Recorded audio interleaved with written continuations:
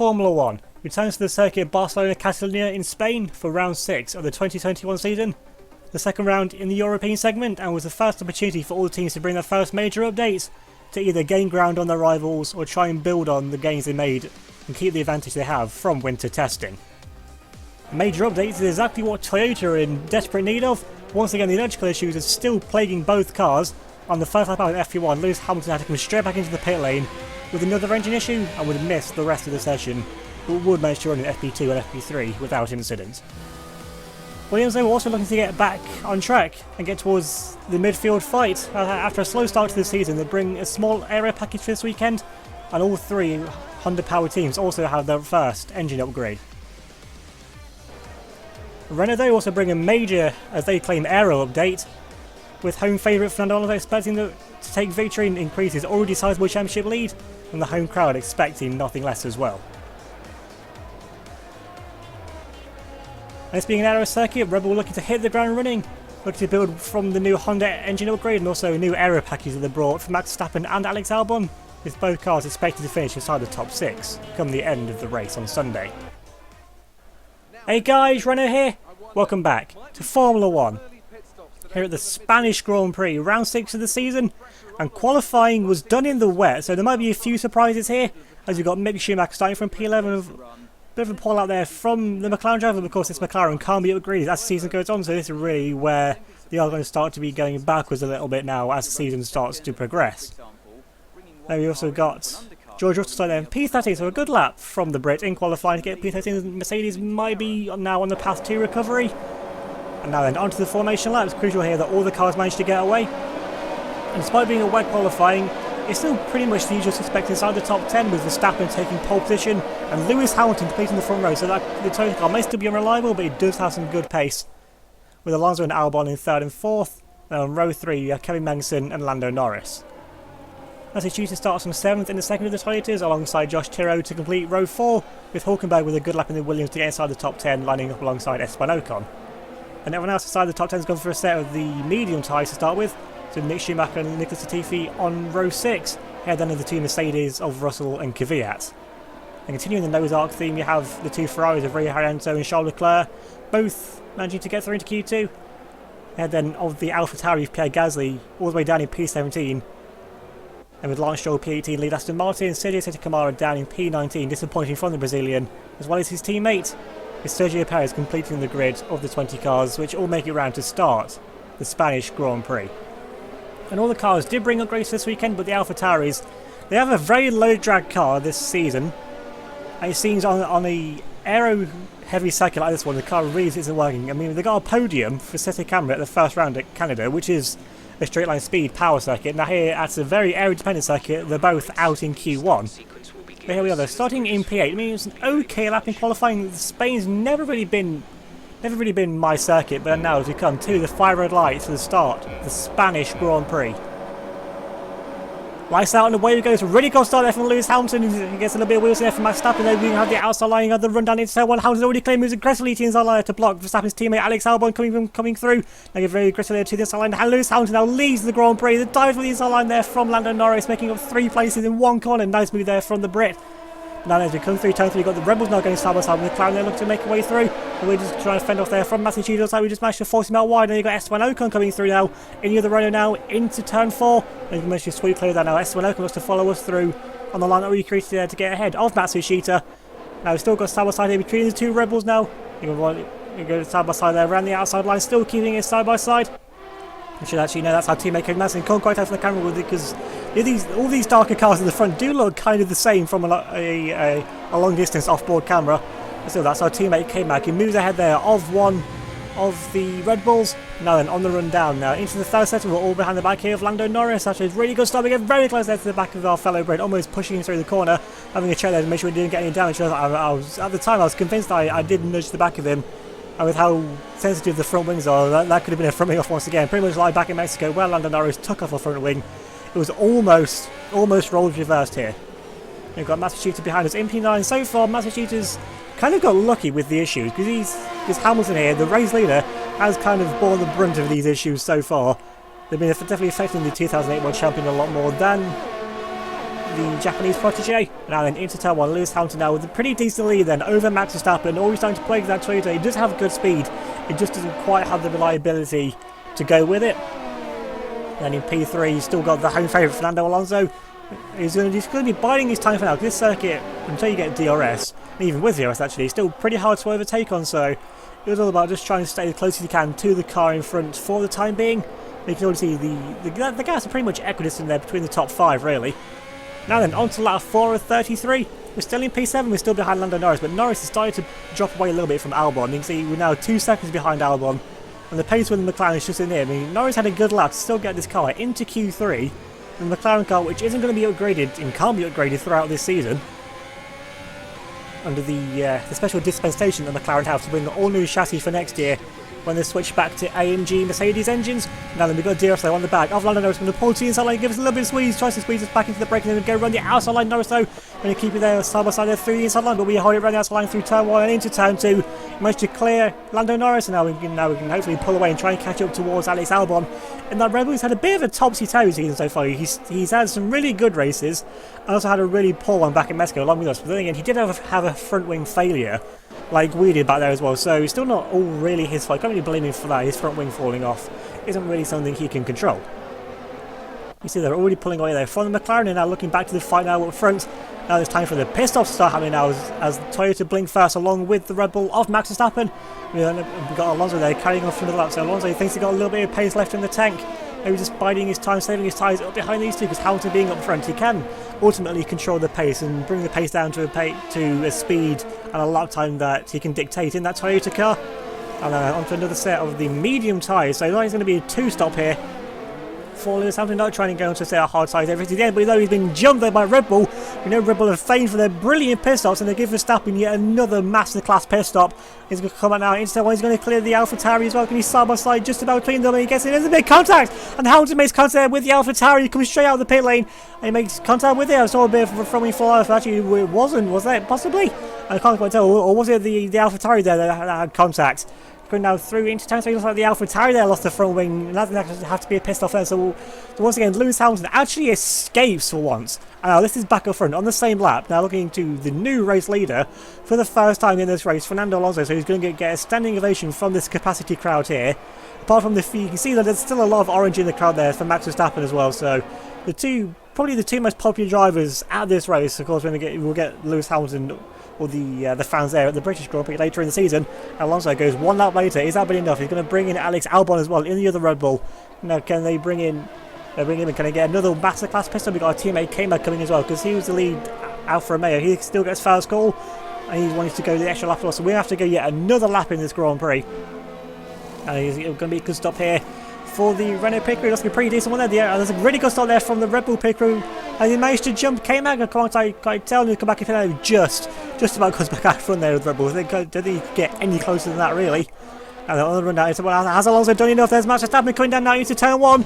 He's side by side. Alonso going to get it on the inside line, but Verstappen with his tyres up to temperature holds it around the outside line. And now Max Verstappen moves into the net lead of the Grand Prix. But of course, he's still got all the cars who start outside the top 10. He's going to be trying to do a one-stop strategy. So they're going to stay out for another 5-6 laps or so. And they're going on to set a hard tie. So every car in front of these lot now is full position. So you've got Verstappen, who may be the net leader. Then you've got Alonso, then K-Mag. And then you've got Alex Albon, and then you've got ourselves. We actually managed to come in on that because we had enough of a gap to K-Mag up in front. So our pace has been pretty good so far. It's been consistent, but we're now in a little bit of a gap of our own, really. To this mid part of the race, and now back up front there towards Alex Albon, who's going to have the DRS. Yeah, DRS there opens, the rear wing open on the back of that Red Bull car. I'm going to run that down into the third sector. It's not close enough to try and make a move on K-Mag there, because this is going to be a little bit of a DRS train through this part of the lap. Now Alonso though, he's up into second place, he's got a prime opportunity, but ultimately, right now, his main focus is beating us and the McLarens, which currently he's doing. But at his home race, of course, he's going to want to get a win in front of the home crowd. Now then, he's going to have DRS on the back of Max Verstappen. He might actually have DRS, though, on the back of the Ferrari up in front. And then DRS wide open there for the back of Fernando Alonso's Renault on the run now down into turn 1. Getting in slowly, you're going to look there to the inside line. You've actually got yellow flags coming out, though, so you can't make any overtakes. Alonso there sticking to the inside line. Actually, Alonso going slowly, and he's out of the race. Fernando Alonso is out of the Grand Prix. What's happened there? His car just come grinding to a halt. No smoke coming out of it. maybe a gearbox issue or hydraulics, I don't know, but the engine hasn't gone, but something's gone massively wrong there for him. And now then, that's brought out a safety car now. I mean, his car is stuck at the end of the pit lane, so you're going to have to send a recovery truck there out onto the track to go and get it. Fernando Alonso, the home favourite, out of the Grand Prix. And I'm sure these grandstands might be looking a little bit emptier now in the next few laps' time. Now then, onto the end of that lap, that is that lap there that we were on. And coming now then into the pit lane, there's actually quite a few of us. And we've still got all the one-stopping cars which are going to be coming in now. And we're going to go on to a set of the medium tyres, so he's changing strategy now. Doing what everyone else was, pretty much. Whereabouts are we going to rejoin there now, out onto the track? Well, it's going to be a very clear track. And we're going to come out there, actually one with the Rebels there. Max Verstappen going down now into turn 1. Verstappen going to try and make the move. Yeah, he has to stick behind us. But I don't think actually we've stopped yet, looking at what's just happened. Once again, I was getting a little bit confused with all these dark coloured cars at the front. But we set out, of course, for that extra lap. Now then, the safety car's out. Now we lead the Grand Prix. We're saying I wanted to... Ultimately, K-Max is doing a bit of crash behind. What's happened there? There's been a massive crash. K-Max going down. Alex Albon going side by side with our teammate under the safety car. What's going on here? And they're still going side by side. There's been some sort of issue. Alex Albon has got no front wing. K-Mag still got all of his. Albon's trying to get in front of K-Mag under the safety car. So K-Mag, just back it off, mate. He's in the wrong. Just back it off. Let him go through. He's going to have to pay for a new front wing anyway. So don't risk it yourself getting a penalty. And Albon can't turn the corner. So K-Mag gets through. Now here's a replay, a bit of a slow-mo. This is coming onto the safety car line right here. Backing up a little bit here. This is the safety car. So when he gets to here, he can't overtake the cars coming out of the pit lane. So at this point, the McLaren is in front of the Red Bull there. See, just about. I mean, he was close, but Alex Albon there would have to give that place back. He doesn't. He's still sticking it through. He's trying to catch up there to the safety car with the Q cars around the corner here. And you can see everyone's slowing down, but Albon just doesn't slow down. Drives into the back of our teammate Kevin Magnussen. Somehow doesn't take off his rear wing or damage his car or give him a puncture. And he's now going side by side with the Dane. Trying to get in front of him? Has Albon gone completely insane? Is this what the Red Bull pressure does to him? Is this what it's like being Max Verstappen's teammate? Something's not working in Albon's brain right now. I don't know what's happened there. I mean, I can see what's happened, but I don't know why it's happened. Albon there missed his braking point completely. Didn't even bother trying to avoid him. Just used K-Mag as his brake. Reminiscent of what Grosjean did to Van Dorn in the 2016 German Grand Prix, just rammed straight into the back of him. But now then, looking at the running order, so it's ourselves, Verstappen. There's an engine failure though under the safety car. It's the Williams. The Williams is in such a good place there. Nico Hulkenberg looks like he's going up in smoke. Now it's going to leave a little bit of a gap, because we're on the safety car. Everyone will get that gap, call back up again. And we look back up now to our rear wing. It's so unfortunate there for the Williams. They've got some upgrades. They're having a good race as well. They're having a really good race, in fact. So that's such a shame there for the Williams pit crew. We know they've got a championship winning pedigree. We're just going for a little bit of a tough time adapting to these Honda engines after losing their BMW backing a couple of seasons ago. And then looking back from down the order, you've got the sole remaining Renault down the order there, Esteban Ocon. Now flying the flag for the French outfit in this Grand Prix. Then towards the back, still got the usual suspect, the Ferraris, the Aston Martins, and for this race, the AlphaTauris. They're going to be looking to bounce back in future races that aren't so aero-dependent. Then at the back, Alex Albon. Should he still be in the race? I'm surprised he hasn't been black flagged. He might get some sort of post-race penalty, or maybe even a DSQ then. Now we're back up now to the restart of this Grand Prix. We've got a good restart ahead then of Max Verstappen. And in third place, getting a run on him now, is our teammate K-Magnussen. Our car is so fast and trailing with the good Ferrari engine that we've got. So now it's an Alfa Romeo 1-3, and suddenly the tables have turned completely in Alfa Romeo and our favour, with Alonso out of the Grand Prix, ourselves leading. If we can hold on to win this Grand Prix, this basically cancels out our nightmare Mexican Grand Prix, where we scored 1 point whilst Alonso went on to win the race. So we can cancel that back out and bring it back down to a level playing field of where ultimately, if you didn't have these two failures and bad luck, ultimately it's where it would be. And you've got one of the McLarens there flying the flag pretty high, and then all of the Toyota pairing, which we've dropped back a little bit from where they started, but still running solidly inside the points places and just getting points, getting miles, and understanding this car really is what they need to do. Then you've got the lead Mercedes then. Oh, actually, he's now splitting the two Toyota cars there. Then you've got the other McLaren coming down into race. Then you've got Lando Norris. Had a really good start. But of course, getting inside the top 10 does have to do this 2-star strategy, so everyone, this has backed everyone up, and we've all got one more stop to make. But remember, all the ones who started on the medium tyres are going to have to go into a set of the hard, so their one-stop gamble has been pretty much nullified by this, unless they switch to a 2-stop and try and keep it even with us. I mean, that would logically be the way to go.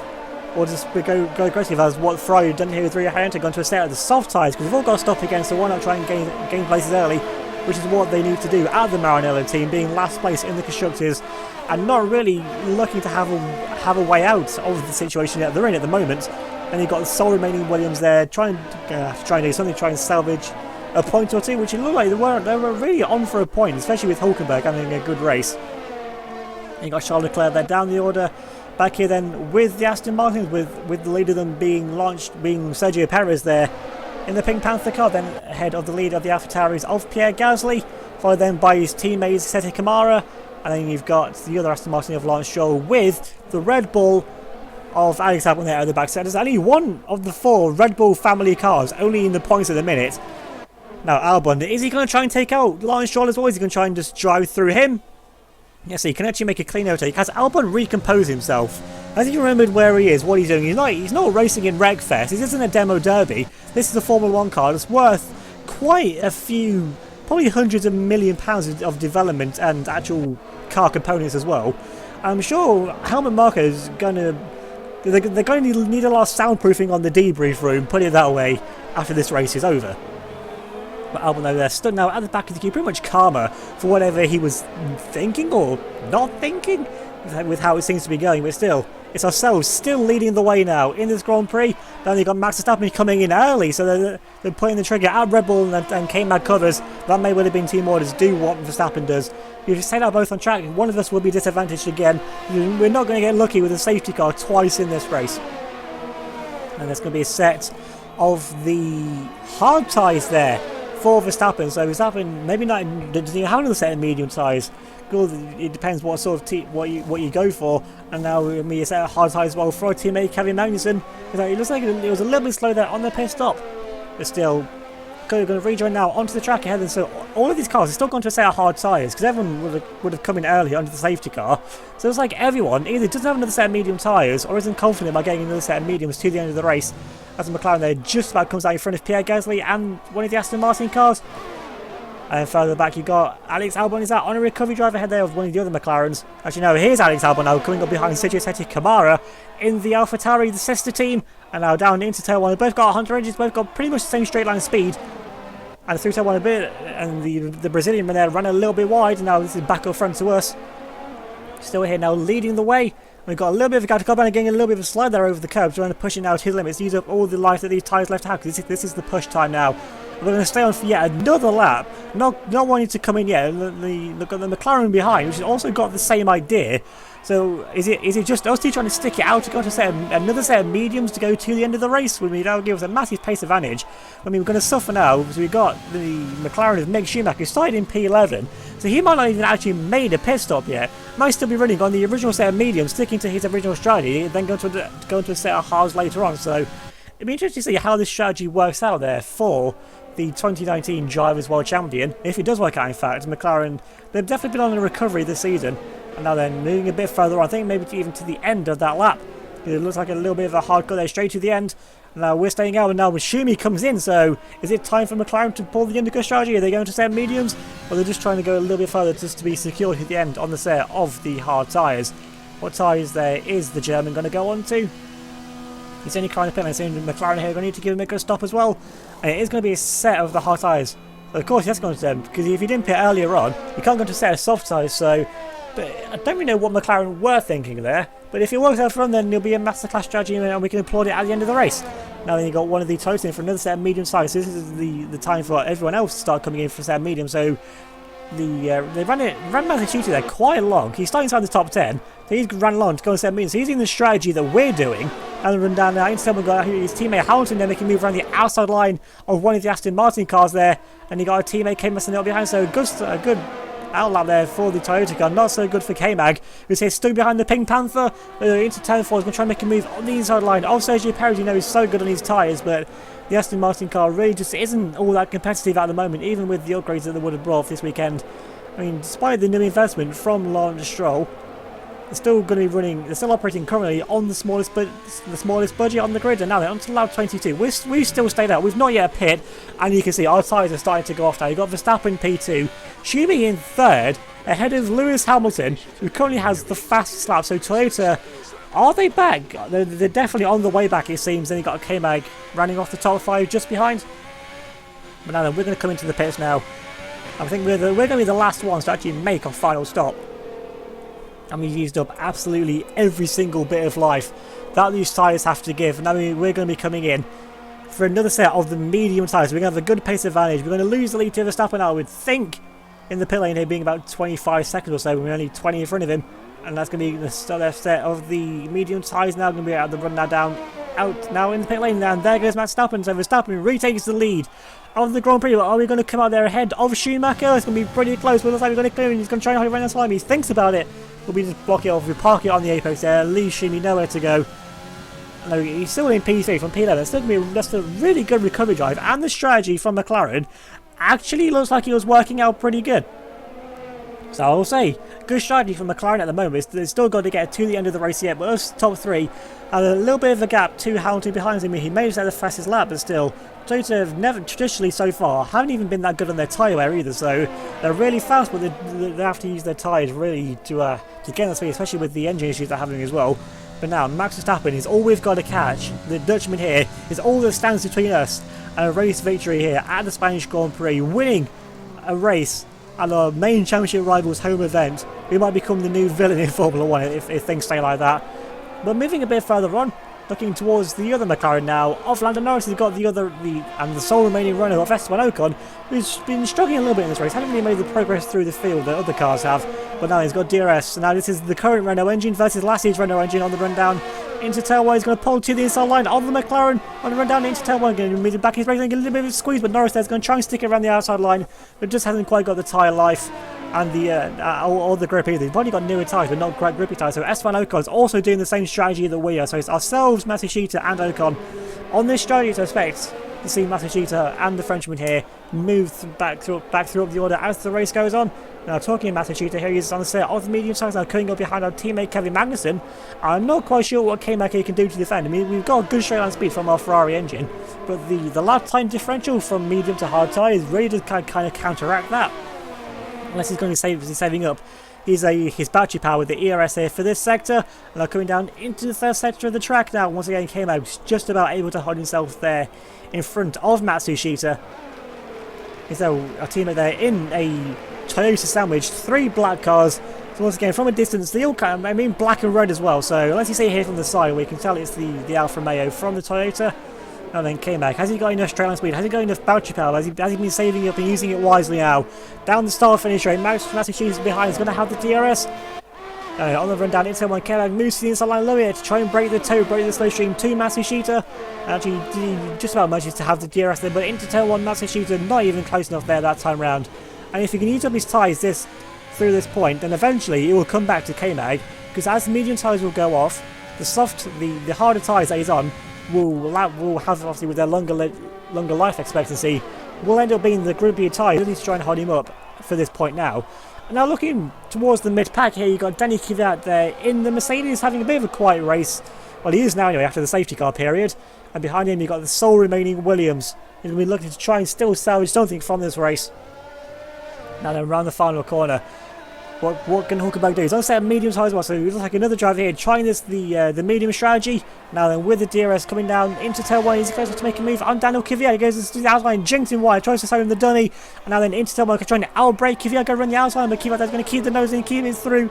Is the DAS system going to help him keep him through here? But it is side by side here, the Russian down the German, and Hulkenberg going to try and go run the outside line. Hulkenberg's going to get squeezed there by Kvyat, and still getting himself outside, not quite into turn 4, but brilliant driving here from both drivers. From Kvyat to hold it all the inside line, round turn 3, and for Hulkenberg to hold it around the outside line. Managed to keep it through, no contact made, going right to the limit there. With these two, still great respect here between these two. Now then, on to lap 28 of the Grand Prix. 5 laps left to go. We're still in P2, but now we've got the fastest lap. We took it away from Hamilton, so we're getting an extra point if we can keep it towards the end of the race. Max Verstappen there, we're within a second now of the Dutchman. and we've gone green through sector 1. So we put up our personal best through sector 1 and through sector 2. It's another PB. It's not quite purple though, so our pace overall is the best, but we haven't quite got the best sector times outright. But still, we're gaining here. But of course, through this third sector, it's just about trying to keep it close as you can. And Red Bull, with their new updates, both on the aero and the Honda engine update as well, we get a bit of an interesting line there through the chicane, but the steward's done nothing wrong with it. So I mean, you got to take every advantage that you can get. Now then, with the DRS now, we once again put up the fastest lap of the Grand Prix, gaining on Max Verstappen on the run down into turn 1. Got such overspeed here. Rich Mix flowing now and using the overtake mode against the inside line of him into turn 1. Going to squeeze him out wide and keeping it, squeeze out the front wing. I mean, moving to the lead of the Spanish Grand Prix. These medium tyres working really well, giving us such good speed now. And now we're already pulling away from Verstappen. No, he took a compromised line through turn 1, which was lining down through turn 3 and all the way up to here. He'll have lost time. He's now already half a second behind us, 6/10 even now. So now, can we pull away from Verstappen? Surely he's been saving up his tyres, but biding his time as well, saving up the ERS.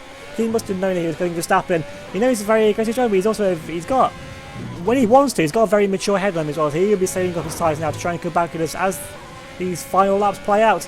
Now he's going to have the DRS. We're still using Rich Mix. We saved quite a bit of Rich Mix and still using that battery pack now, down to 30% on the battery. So we have to enter a little bit of a recharging phase now. And onto lap 32. We've managed to keep it in the lead. But Max Verstappen, now that is what I said, the hard tyres will start to come in as the race comes to an end. And so now Verstappen is going to be the fastest driver now, but we've gone green for sector 1, so we're still finding time. The sector 1 is pretty much just a straight line in the fast corner, which our Alfa Romeo car is generally pretty good at. But we're down on our time there. Through the second sector, we're managing to pull away in a straight line. And that's what matters. Our car, I'd like to think, is the fastest thing in a straight line.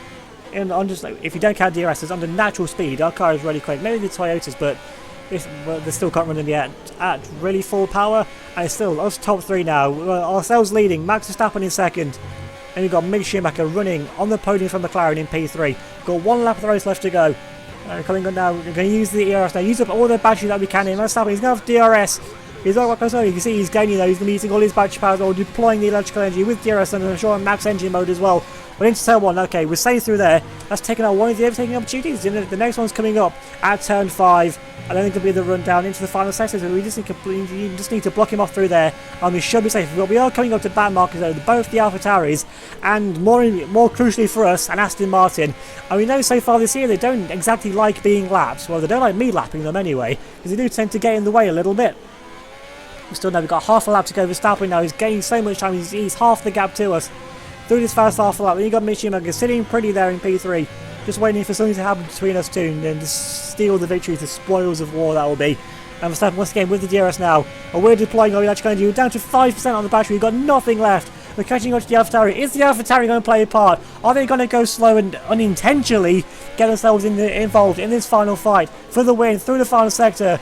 We've got a few corners left to go into the final chicane. Again, good online entry, get a little bit on the code, get a little bit of a slide now. The rear tyre is really starting to wear out now, feeling the pressure from Max Verstappen. They can run out wide as well, that's not a good line there. But there's no much time coming up now to the finish line. And it's like we're just going to Verstappen, he's gaining all the time. But onto the line, we win the Spanish Grand Prix. We take the win on Fernando Alonso's home soil. And that win could be crucial. And did we get the fastest point? The point fast lap, that could be critical towards the end of the season as well. So we've undone the damage that was done in Mexico. We've evened it out once again. Verstappen there with a brilliant drive for P2. And Shimi, 11th to 3rd on the podium for McLaren. But Fred Vasseur, I'm pretty sure he wasn't that bold at the start of the race. The stress of those few final laps might have caused a bit more head to come out. But we get the win. It's the all-important W once again. With Renault down the oil, with Esteban Ocon down towards the back end of the top 10. It's been a very good day for Alfa Romeo. And also a good day for McLaren as well with the pit crew there. Very happy once again offside of the garage there with the efforts. And then we have Danny Kvyat, P10, so points again for the Mercedes. So whatever upgrades they brought, definitely seem to have done some good for the team. And now they're out onto the podium, they're celebrating now. I'm sure there's going to be quite a few boos there in that crowd. When we get the trophy, I'm going to show you there to our team, to the pit lane. And now for the champagne! Spraying it there on Max Verstappen as well. Koshimi there doing his own thing in P3 on the podium as well. Spray the champagne there all over our pit crew which are down below us. Now once again this title fight is now really heated up.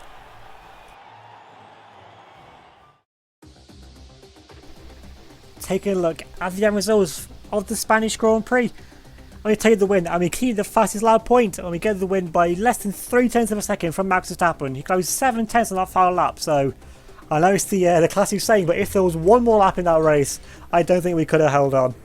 And Mick Schumacher, great drive, 11th to 3rd, so the McLaren strategy did work out in the end. And Lewis Hamilton started second for finishing P4, so still some good points there for Toyota, sandwiching our teammate K-Mag in 5th, with Matsushita getting up to finish in P6. Esteban Ocon, the only Renault to finish, finishes in 7th. Ahead then still of Lando Norris, who finishes P8. And there's a little bit of a guy down to Hulkenberg, who finishes in P9, so it must have been Latifi that retired earlier on. So still crucial points on the board there for Hulk and Williams. And then of the Mercedes pairing of Kvyat and George Russell. And Maria Haryanto gets Ferrari on the board once again, scraping the final point there in P12. And we're taking 21 points out of Alonso's lead. We bring the Spaniards' lead down to only 7 points now after round 6 of 21. Then we've got Mick Schumacher still holding on in P3 ahead of Max Verstappen, with Lando Norris dropping down into P5, 4 points behind the Dutchman. Ocon stays where he started this event in 6th place, joint on points with our teammate Kevin Magnussen, but on better results, Ocon's in front.